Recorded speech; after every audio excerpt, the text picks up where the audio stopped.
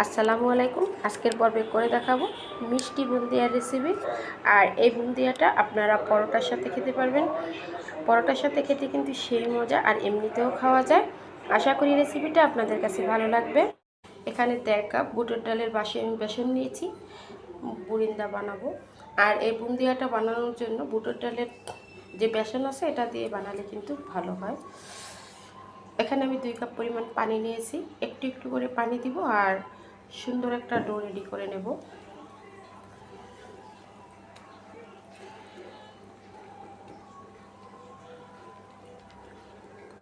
এই যে দেখুন, পারফেক্ট একটা ডো রেডি হয়ে গেছে।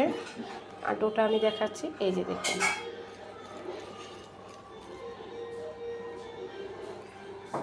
এখান থেকে একটু ডো আলাদা করে নিয়ে একটু রেড ফুড কালার দিয়ে দিলাম, তবে এটা অপশনাল, এটা না দিলেও হবে। তবে দেখার সৌন্দর্যের জন্য আমি একটু ডোতে রেড ফুড কালার দিয়ে দিলাম। এখানে আমি কড়াইতে তেল দিয়েছি, তেলটা গরম হলে, তেলটা একটু বেশি ভালো করে গরম হতে হবে, হলে আমি এখানে দিয়ে দিব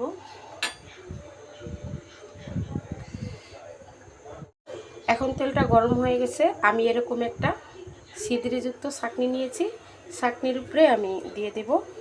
দেখুন, লাড়াচাড়া করতে হবে না, এটা এমনিতেই পড়তে থাকবে। আর আপনাদের কাছে এরকম যদি ছিদ্রযুক্ত চামিচ না থাকে, তাহলে আপনারা ছিদ্রি করে একটা ডিব্বার মুখা বা ডিব্বা নিয়ে ওটা দিয়ে দিতে পারবেন। তবে চুলাটা এই সময় হাই ফ্লেমে রাখতে হবে। দেওয়া হয়ে গেছে, এখন এগুলো ভেজে নেব। বুন্দিয়াগুলো ভাজা হয়ে গেছে, এখন উঠিয়ে নেব। এই যে দেখুন, কত সুন্দর করে ভাজা হয়ে গেছে। অল্প সময়ই ভাজা হয়ে যায়। এই যে দেখুন,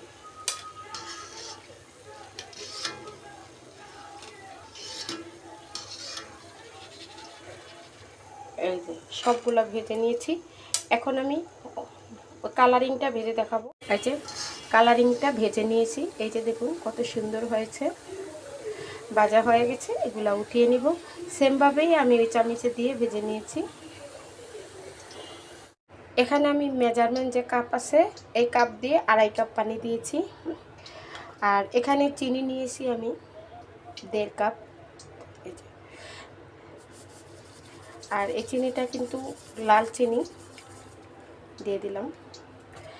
দিয়ে এখন অপেক্ষা করব সুন্দর বলক আসা পর্যন্ত। আপনারা চাইলে এখানে সাদা চিনিটাও দিতে পারেন।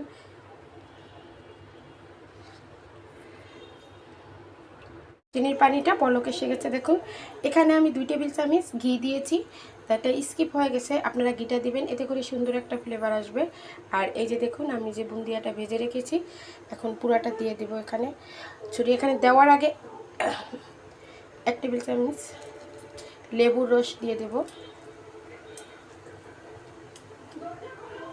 হ্যাঁ, এখন দিয়ে দিব আমি বুন্দিয়াটা।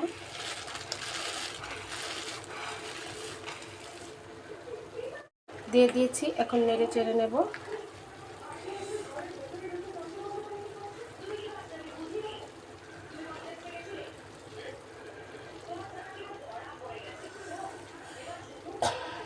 এখন এটাকে চুলা থেকে নামিয়ে ঢাকনা দিয়ে ঢেকে রেখে দেব।